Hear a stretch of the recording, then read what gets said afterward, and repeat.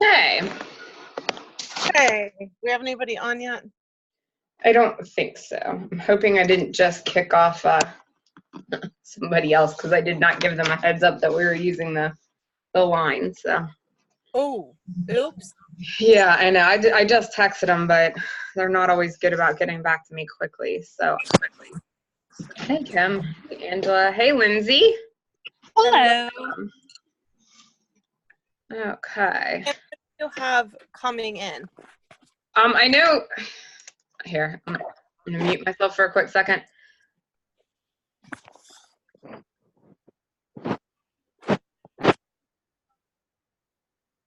Can you see me? Yay, Lindsay! Welcome. Hello. Is anyone Okay. on your team coming on, Kim? I think Bridget had asked for the link. Sorry, Kim, I didn't mean to cut you off there. That's okay. No, I don't know who's. I know Ashley's working. I didn't see your live post until like 30 minutes ago, so I can't tell you if from my team's coming on or not. That's fine. I don't care if you have to lock her in the basement or in your room for a minute. She'll be fine. She just And I think loves you. Tori was the other one, so I'll just message them really quick to make sure.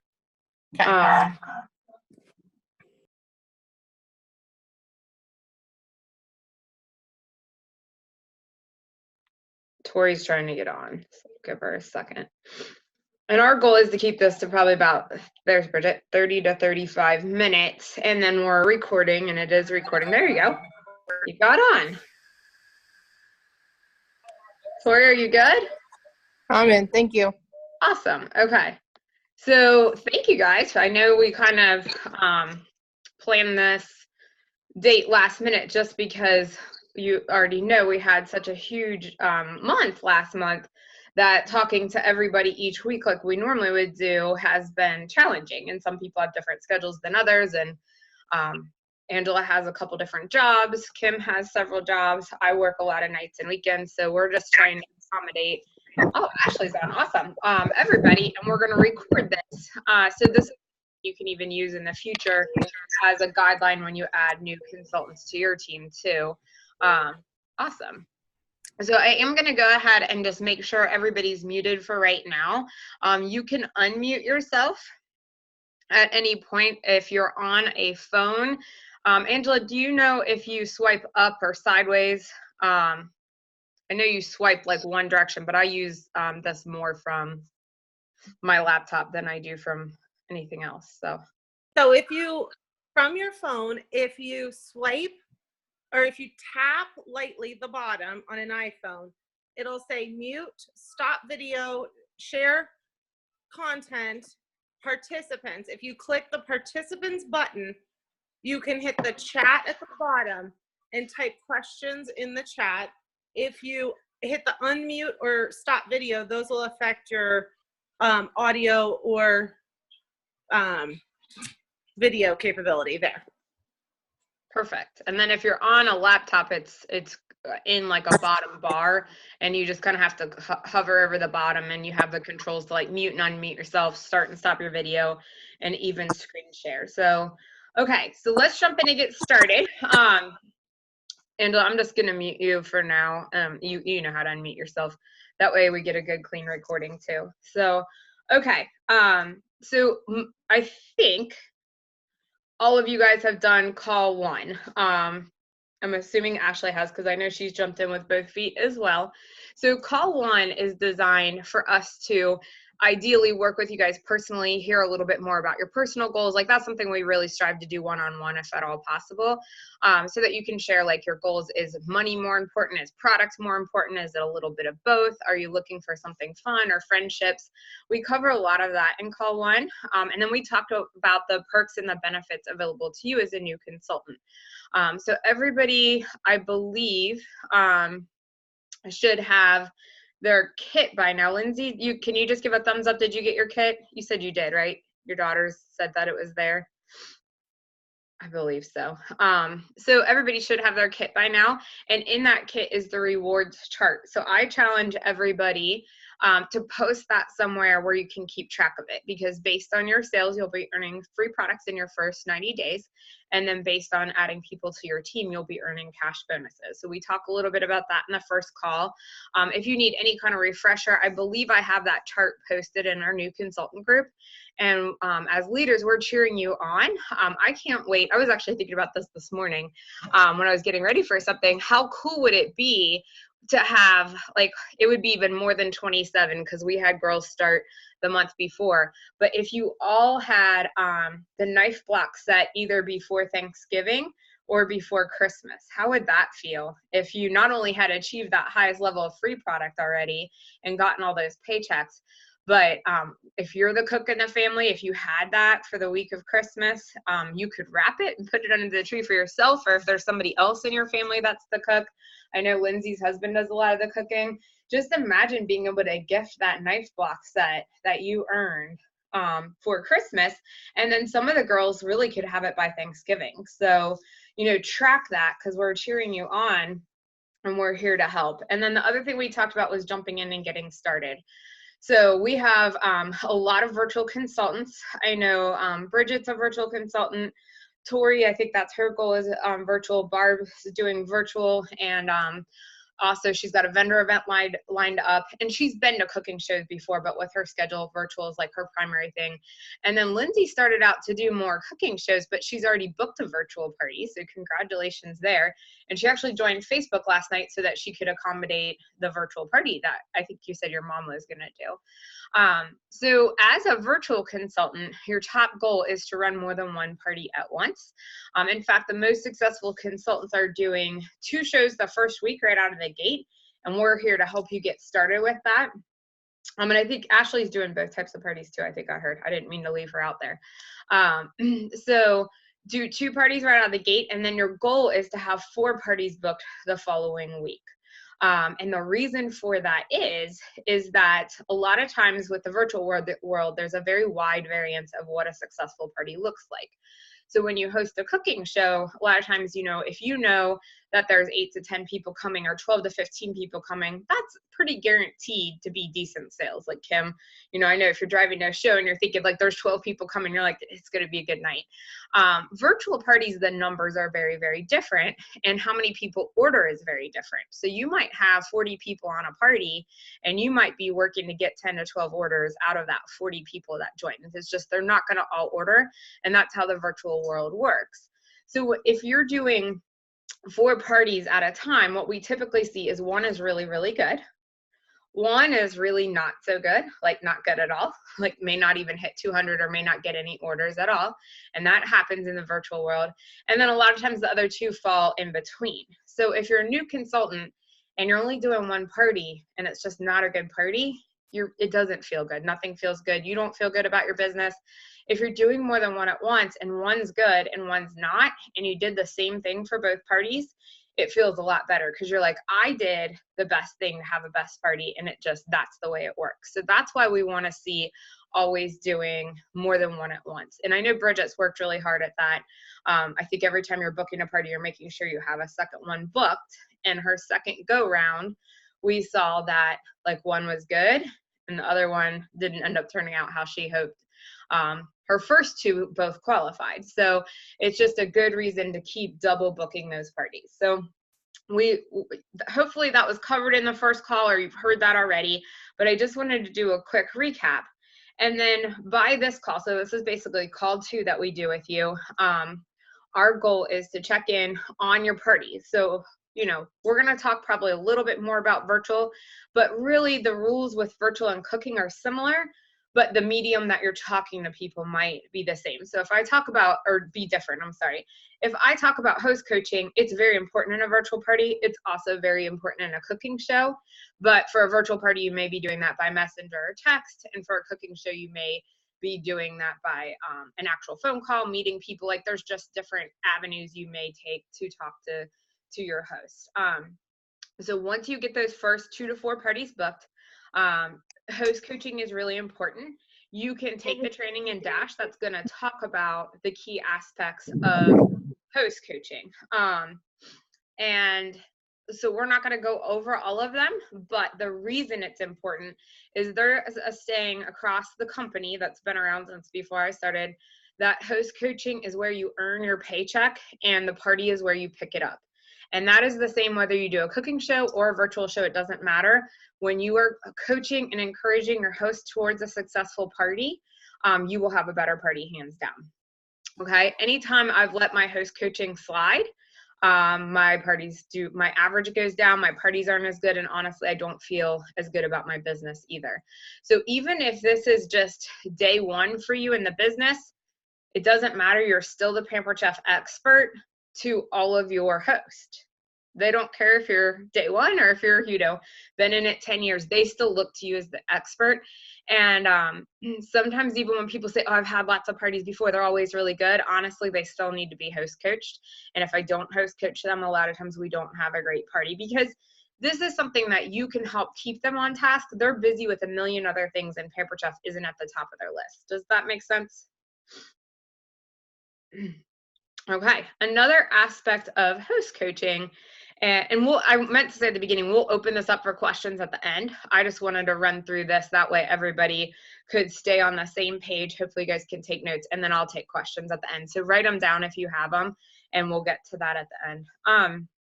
So another aspect of host coaching is you always ask your host if they're interested in joining your team. And you actually are going to ask more than once. So you actually want to start at the very beginning of the party, and then you're going to ask a couple times throughout the party, even up until when you close it out. And that's just an important part of your host coaching. Most of the time they will say no the first time you ask. And we do have a chart in the new consultant group that talks about ask every host 5 times, and it tells you what to say and when to ask them. And that's another important part, because I would say about 95 to 98% of our team members hosted parties before they became team members. So I know, like, Bridget hadn't had one in a while, but she has hosted with me in the past. Lindsay has not hosted herself, but her family, like her mom, her sister, I don't know how you're related to everybody else, but quite a few people in her family had parties. So typically when somebody loves the product so much, or the company, or you even so much that they want to host a party, that's a big red flag that they would make a great consultant. So you're always going to ask your consultants, and remember the rule of for every 4, add 1 more. So that means that, every 4 hosts, you'll probably average adding 1 person to your, or you'll set a goal to add 1 new person to your team. You'll be talking to people at the parties about joining your team too. And we do have guests that will jump in and be a guest at a party and decide, hey, I want to do this. This is really neat, or I could use some extra money. So you'll actually be meeting more than just your host at every party that you do. Now, as far as parties, so for virtual parties, especially your first couple, you can add your upline to the party. So like Bridget's run, I know I was added to, I think, a total of 3 or 4 of hers. And we want to be added to them. Tori and I are going to get together and work out dates for her upcoming parties. I'm on one of Barb's parties right now. So for virtual parties, we will help you. Different people come to the table with different levels of needing help. Sometimes I would just share an outline. We have an outline from Nancy we can give to you. I have 2 outlines in the new consultant group, and I'm working on a more holiday type one that somehow I will figure out how to share with you guys too. Some consultants are so excited and ready to go, they can create their own outlines. So Barb's kind of been doing her own, and that's totally fine too. But what we want to do is make sure that you're covering all of your bases in that first party, and we'll help you learn how to like converse with people, answer questions, maybe see some red flags that would be good people to follow up with for getting bookings, that kind of thing. Angela's nodding her head. But I do always tell people, when you add me to your parties, I don't necessarily go into them every day and look at them. I'm running parties myself. I'm doing cooking shows. Obviously, my home life can be crazy. So add me to the party, but if you need something from me, like send me a private message, tag me in it. I'm not necessarily on that party looking at it every day. So we're there to just kind of, once we're at it, it's really easy. Like Bridget had kind of, one of her parties needed a little help and I was already in there. So it was pretty easy when we were on the phone to just hop over there and give her some tips. So that's why we get added. And she asked a good question, like, how many do I add you to? At least the first two. That always. I don't mind being added to a few more, but I'm not going to be added to all of them forever, because just think of how many hundreds, if not thousands, that could end up being in the course of a month. So we want to help you, and that's an easy way virtually we can. As far as cooking shows, every leader does it a little different. I open up my calendar for you guys to come and observe a show and take notes. Anyone who wants to do that is always welcome to. I believe Kim said she just went to a new consultant's party and helped her run it. So depending on what your leader, how close you live, what their availability is. I mean, honestly, I've got almost 15 live shows this month. I just don't have open dates on my calendar to come to your shows. You'd never be able to find a date that you're free, your host is free, and I'm free. But you can come to one of my shows, or I feel very confident that by doing a phone call to walk you through your whole cooking show, that I can have you out the door and at a party doing a great job right off the bat, because they're not hard and they're actually a lot of fun. Okay, and then like I said, just hold your questions. We'll get to those. Let's see here. Talked about the host coaching. And then our goal is, there's a total of 4 calls we really try to do with you guys as new consultants. And so really we would cover this information. I'll open it up for questions, and then we would schedule another call. So Angela and I's goal, and if Kim could be on, that's great, is to, sometime in the next week or so, do this again and be able to record another one that we can share for people who can't get on right now. But the whole point of this call is to make sure the host coaching's good, you're ready to do your first virtual parties, and you know where to find pictures and outlines. You know how important the content of those parties are, so I will touch base on that as well. You're talking to your host about joining your team, and then just the cooking shows, making sure you're ready for those. And then the important thing kind of in the 2nd to 3rd week in business is to make sure you're ongoing getting bookings. So sometimes we see consultants that start out very quickly and get like those first 2 to 4 parties booked. But then if you're not getting bookings from those parties, you're going to have like a lull in your business. And we don't want that. We don't want like a 2 to 3 week gap where there's then no shows to follow. Does that make sense? So I did want to talk about that as well. Okay. Any questions? I'm going to open the chat really quick just to see what I'm missing here. And then if you have questions, you can put them in the chat or unmute yourself. Feel free to come in live. I just muted you guys so the recording people could hear. And then we'll talk a little bit more about how to get bookings from those first shows before we wrap up. So Ashley said she's trying to, yeah, go ahead, Angela. I'd like to just add a few things. On the host coaching, I think it's especially important for you to work with virtual hosts on getting them involved, especially in the beginning actively. So I typically have 1 or 2 posts. I've noticed from a couple other new consultants parties that they're not encouraging the activity in the beginning. And that is like the most critical time to get people to actually see the posts in the group or the Facebook event, etc. So a get to know your host type, something easy that's not a risk factor to get people engaging right away. And if you struggle with that, and say Chantel or I were in, or Kim were in your party, we can help you get that engagement going and help getting that excitement going, which will help your party. So setting that expectation with the host, like I especially need you to be tagging people and posting in the beginning, will help us throughout the whole entire party.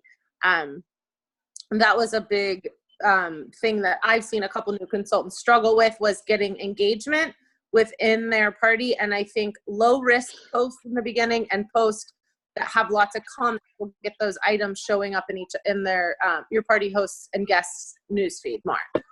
Awesome tip. Yes. And so And I think sometimes what can be maybe the struggle with that is a lot of times that first party you're running, you're the consultant and the host. So you're not necessarily doing the host coaching that you'll do the first time you run a party with an additional host.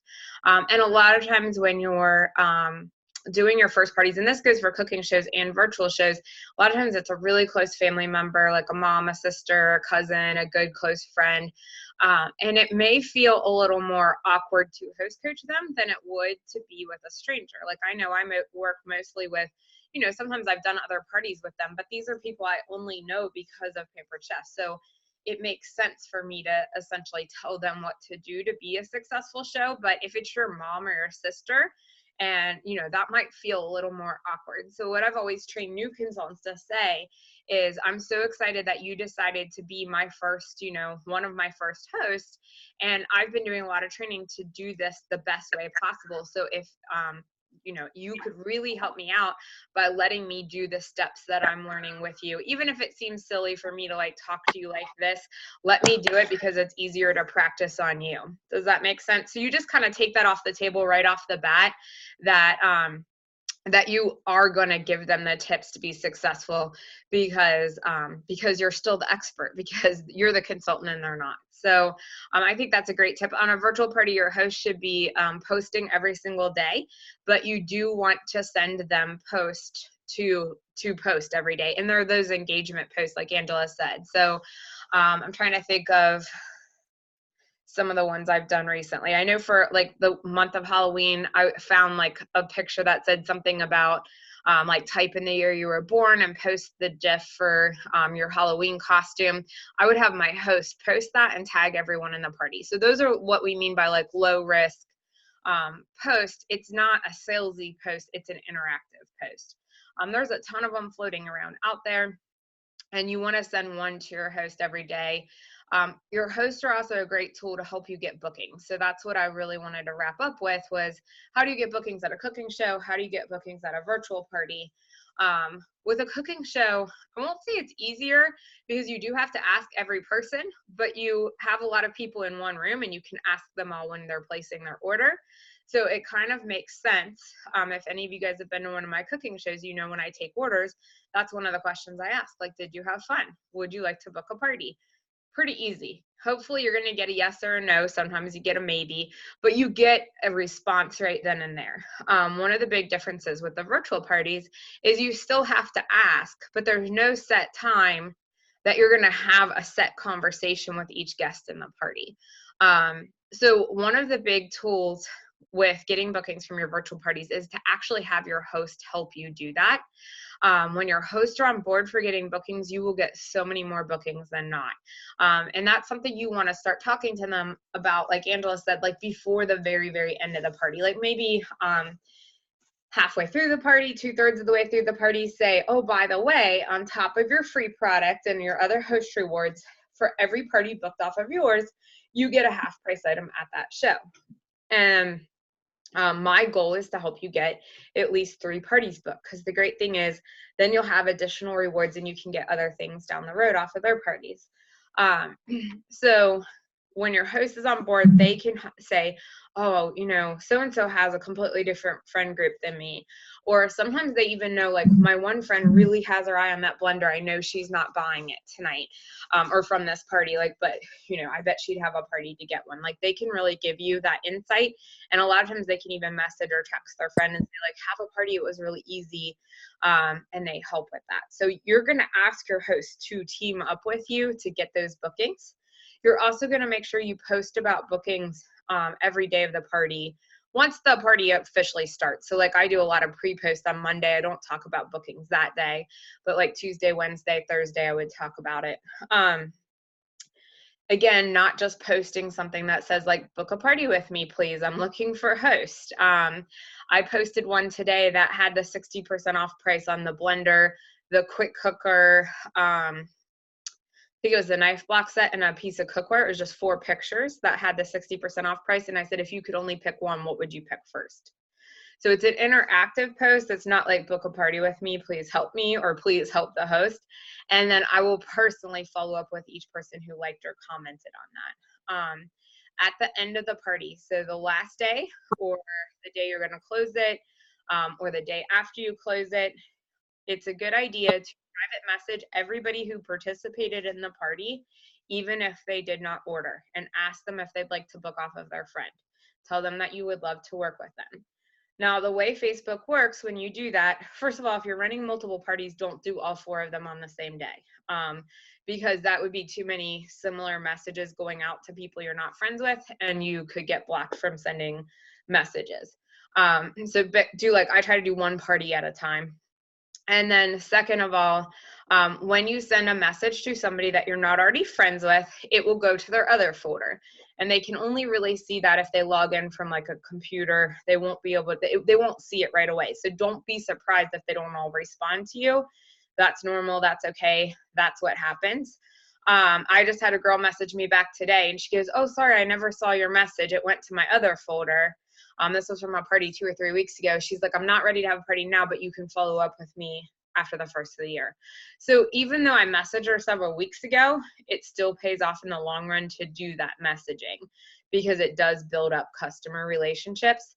I actually text everybody who ordered off of the party because when they order, they should be providing a phone number. So I message the people who don't order on Facebook because you really have no other way to contact them.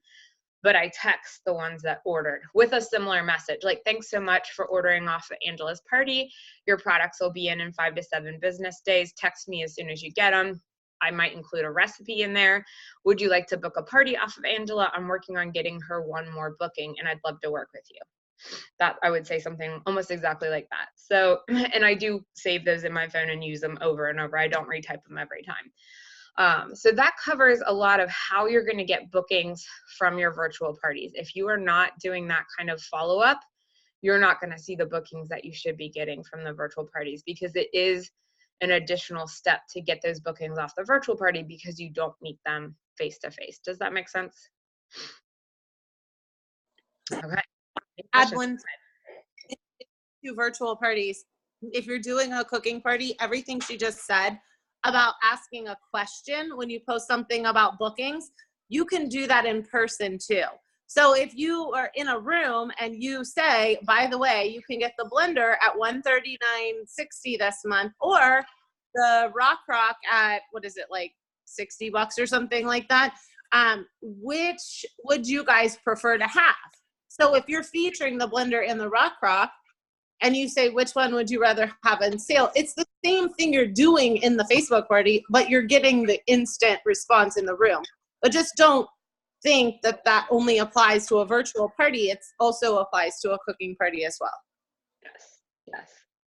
Very good tips. And okay, so we are right at 30 minutes, so perfect timing. I would love to have you guys all share what was most helpful for you or a question that you might have, and then we'll start to wrap up.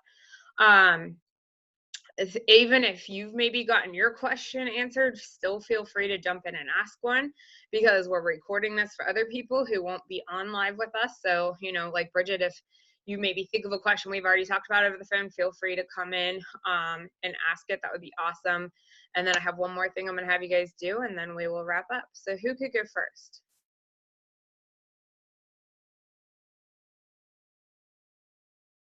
Kim, you want to come in? Can you share maybe one thing? I know you've done this longer than everybody else, but maybe one thing that was helpful or a question you think a new consultant might have about what we just talked about. Or a tip.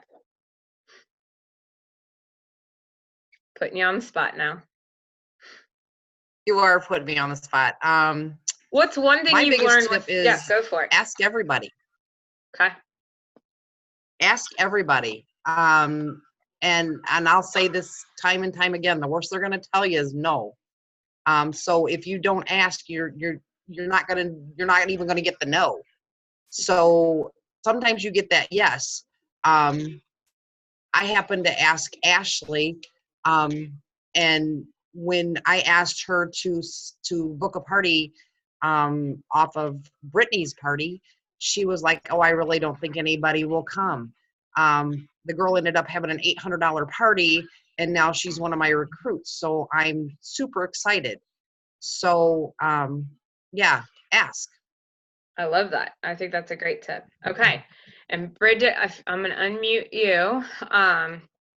If it'll let me, you might have to do it from your end. Yeah. There we my go. kids are coming in from practice, No, so you might That's totally fine. What's either a question or you've already done what, 4 or 5 parties now?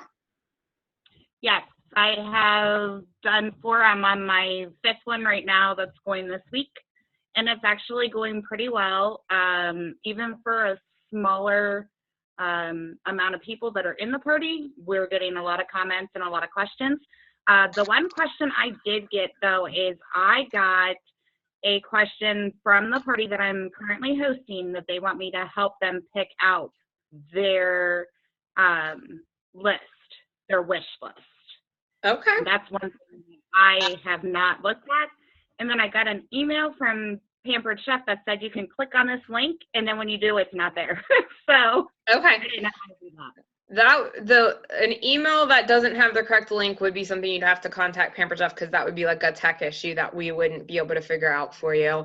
And I don't necessarily see all the same emails you do, because some go just to new consultants. So that would be that live chat feature, or just to call in. And a lot of times the first like Monday and Tuesday of the month, the call of the very beginning of the month, the call time can be longer, but heading into the end of the week, it should be a lot faster now that we're later in the week. So yeah, so for that, I would follow up with them. As far as helping a host build a wish list, I try to ask my host, actually I need to do that tonight on my parties, like the second day of the party, what the top 5 to 10 things on their wish list are. I do send almost all of my hosts a packet with a catalog in it, so you may or may not have done that, and that's fine. If you're not sending them catalogs, you can always send them the link to the digital catalog so they can look through it, and they can also create a wish list online with the host link of their party. So there's lots of ways for them to build a wish list. But anytime a host doesn't have a wish list, which it sounds like yours doesn't, the first thing I do is make sure they understand how the host program works. So like to count as a show, it has to hit 200. An average virtual party is going to be like $500 to $800. And I let them know how much free product they get based on the sales, how many half price items. And then like this month, the host bonus is 1 item at 60% off when the show's 200. And when it's over 650, it's 2 items, but that changes every month. So for, this being recorded and using it another month, whatever the host bonus is that month, it'll be something different. You can actually find pictures of the host specials under the marketing imagery. I was on that earlier today, and they do break it down by month. And at the top of the host one, I think it was, there is just the chart of the free products earned based on the sales that you can send to your host. Because again, virtual parties, you're doing this typically by text or messenger. And then if she still is like, I don't know, I really want my host to have at least 1 or 2 big items on their wish list, like something they're really excited to get, like a rock crock, a blender, a quick cooker, a grill pan, cookware, a knife block set. Like I really work to make sure my host has at least something big on their wish list. Angela, did you want to add something? Go for it. Yeah, I would do I would ask questions like how many people do you typically cook for, and what are you more of a stove cook, a microwave cook, an oven cook, etc. If you're gonna help her actually come up with her wish list, and then I would send anything you have a question on, just go to YouTube. If you go to Pampered Chef's YouTube, you can find, and I found that I typically send my hosts who haven't seen a catalog in a while the newest product release. So I sent like the full 2019 product release video that just kind of highlights all the new stuff. Everybody wants a blender now because they saw that video. Yeah. So that's on everybody's wish list. And oh, by the way, the baking set with the sheet pan, whatever. But so if you find that they're still stuck, sending them a video of some of the newest products, in case they won't actually go through the whole catalog, is a quick, easy way to see what piques their interest. Yep, I think that's an awesome tip. Yeah. And sometimes my hosts might have a very small wish list, or it's really small things. And I'll say, okay, well, dream bigger. If you could literally have anything, what would that be? So honestly, it doesn't matter to me. My hosts wish list vary quite a wide variance of what they'd like to get. But I do want them to have a wish list, and I work on getting that early on in the party. Like maybe not for virtual parties, it's not always the first day. You could do it before the party even starts, and then you could make sure you add some of those products in to different days of your party. Or a lot of times I've been asking them on the second day, like, what are the top 5 to 10 things on your wish list? And the reason for that is when they understand how the host program works and then they have a wish list, they're way more engaged in the success of their party. So that is a huge part of the host coaching process, is making sure they understand what they're working towards and how they're going to get it based on our host rewards. So I think that's a great question, Bridget. Thank you for asking that. Barb put hers in the comments, and I don't think you can see the comments when we do a replay, so I'm going to read it off. It says, do you earn the same benefits from an online party, live party, and book party? Book parties used to earn less. So I think way back, book parties the host used to earn $15 less than they did on a cooking show, but now the host rewards are the same on all types of party. And then the pay for you as consultants is the same on all types of parties as well. So hopefully that's a good question too, Barb, and that answers that. Lindsay, what about you? Are you able to come in and ask a question? I can unmute you. There we go. I think for me, it's just more, I have no, like, I know nothing about Facebook. So Sure. It's just trying to figure all of that out. Sure. And I know Regina had some Facebook type questions too. So we are here to help with that. But honestly, what you did yesterday, just creating an account, is the first thing. Facebook actually has basic trainings for like how to do certain things on Facebook. So you can just, in a search bar, if you don't know how to do something, you can actually search that on Facebook, like different features of Facebook. One of the other great things you can do is on Dash, and somebody might be able to jump in and help you a little bit. I believe it walks you through how to set up a business page, link it to your personal page, and how to set up a party on Facebook. I'm pretty sure there's a Dash training for all of those steps. So now that you have a Facebook, make sure you take those. And you might be able to, if you have a laptop or a tablet, you might be able to have Facebook pulled up on one and Dash pulled up on the other, and kind of be like setting stuff up as you do. So it's done by the but yeah, I can definitely help you once we get like your Facebook fully, like add a picture to it and all that. Once you get to that point, then I can help you with like running that first party, because I do have outlines set up that I can help you with that. And if I always say, I know we had another girl who, she didn't have kids herself, but she had, I think, grandkids that were teenagers.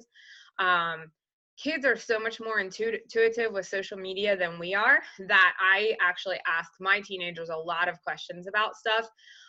So that's really your best hands-on help. If if you have teenagers, even if they don't use Facebook, they can probably figure out what you can't figure out for you. And if you don't have any in your own home, like think if you have nieces, nephews, grandkids, see if they would, sit with you for a couple minutes and answer questions, because a perfect example of that is on our old app, I could not figure out for the life of me how to delete a product from somebody's cart. And Tyler figured it out in like 30 seconds. You had to swipe left, hold your finger down, it deleted it. So kids just figure this stuff out, and it's not intuitive to us. Okay, Tori, are you able to come in and either share a tip or ask a question? I'm going to unmute you if it lets me. You might have to do it from your end, actually.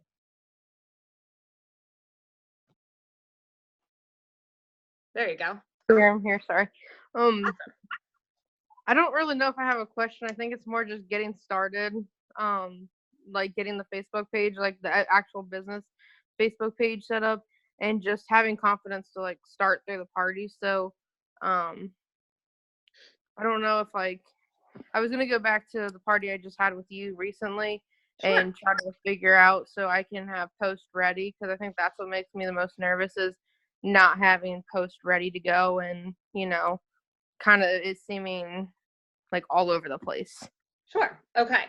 So a couple tips for that.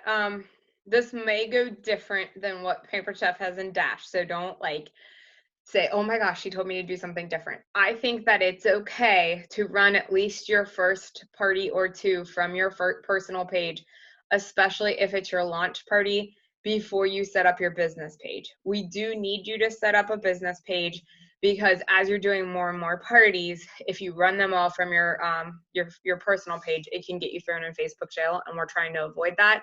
But if you're just doing like your first launch or your first 2 parties, running them from your personal page is not the end of the world. We'll hit that step next. So I never want to see a consultant that's like, I don't know how to do the business page, so I'm just not going to run a party, because running a party is really simple and easy, and it doesn't have to be a big task. So we can run that first 1 or 2 that we had talked about off of your personal page, and then from there, we'll make sure you get your business page set up, and we'll go from there. As far as outlines, you can go on Pampered Chef and get an outline, but we do have a really basic outline set up in our new consultant group. If you go under the albums, there is an outline I put up there last spring. So there are probably a few posts that are outdated. Like if anything has a host special or a guest special on there, you would have to update it, but it would at least give you, I think there's 4 or 5 albums that's like day 1 of a party, day 2 of a party, day 3 of a party. So you have a basic outline to start with. Nancy also has an outline, and then I do have like a fall winter one I'm working on right now. I have not had time to put it in the new consultant group, but I am working on that. So honestly, the outline is not the most important part of the party, as long as you're talking about like fun things, recipes, some products, and talking about bookings and talking about the business opportunity. The outline, like I've seen really good parties, really successful parties with outlines that were just and I've seen some amazing outlines out there that were like professionally done, and that doesn't always guarantee a successful party. If you're having fun and your host is having fun and your guests are having fun, that's the most important thing. Barb and I talked today about one of the best tips would be to just have a theme for each day. So it might be holiday baking. It might be breakfast. Just have a theme for each day and then go from there. But we will help you with the outlines. So we'll just jump in and get those parties started and then go from there. And you can always go back to the outline that I did in your last party too. So good question. Okay. Thank you. Yeah, thank you. So Ashley put a question in the comments. I'm curious, how do you do a group from your business page so you don't go into Facebook jail? So correct me if I'm wrong, Angela and Kim. You might, I don't think I actually took the training in Dash yet because I already had a business page, but I thought for sure I saw a whole training on how to set up a business page and run your parties from that in Dash. So if either of you know that, that's great. If not, we can make sure I'm not directing you to a training that's not actually there, but I feel like I saw that a week or 2 ago. Is that right? So actually, Regina and I have been working with this pretty closely recently. Okay. And setting up your business page and setting up your first party from your business page. There is, if you're using a computer, there is an actual video that Nancy shared in that template for virtual party success. And if you use an actual desktop, each link has a video that shows you step by step how to set up the business page, and how a separate video that shows how to set up a Facebook party, like in a group from your business page. If you are using a phone and you just want to, while you're learning, follow along, there is a trick that I learned recently that you can actually use your internet browser for Facebook and view and you can request a desktop view and look at your phone exactly like it would be on a desktop computer, because I don't have a computer right now, and I had to learn how to do some tasks that were only available on a computer from my phone. So if anybody needs help with that, let me know. Perfect. And yes, I have done that on my phone as well. I run most of my virtual stuff from my phone. So if that's what you're working off of, it's doable. I was under the impression that if we had a business page and we ran our parties in groups under the business page, then we were less likely to be put in Facebook jail. Am I wrong? It does not completely prevent Facebook jail. Honestly, there's no rhyme or reason for Facebook jail. As a new consultant, since this is designed mostly for new consultants, I won't say that you'd never get put in Facebook jail, but the likelihood goes down because you're new. Like I'm running 7 parties this week, so I would say I'm a higher risk than somebody who's new. Like Tori and Barb, they're doing their very first parties. Like the chances of that first party flagging Facebook are a lot slimmer than the fact that I'm running as many parties as I am. So I don't want new consultants too worried about it, but that is why you're recommended to have a business page and be running them from the business page versus the personal page. Because if you're running them from a personal page, Facebook sees that as doing business on the social aspect that they want to be for friends, not for selling. But I would say all of it, like Bridget, I think has not set one up. She's run a few parties. It's fine. Like Tori's had a lot going on, so we pushed back the first couple parties she was running. If that's going to make or break you doing your first party, running a launch party off your personal page is not going to, it would be very slim chances to throw you in Facebook jail. I won't say it would never happen, but the chances are slim. Because Tori hosted with me a couple months ago. I mean, that was on her personal page as a host. So running one party as a consultant isn't going to be really any different than when she hosted a party with me and she wasn't a consultant at all. But yes, especially if you're primarily a virtual consultant, I would highly recommend doing the business page sooner rather than later in that first month, just maybe not having that be the first step you do, especially like Lindsay joined Facebook yesterday. So instead of trying to now get a business page too, I'd rather just get her first party running, and then she'll be a little bit more experienced with Facebook and we can go and do the business group after that. Does that make sense and kind of answer everybody's questions? So it is something you should do, but it doesn't have to necessarily be that very first week. Pampered Chef may say something different in Dash, but so far that's working for our team. And if it changes at any point, I will update you guys. Okay. Regina, are you able to come in?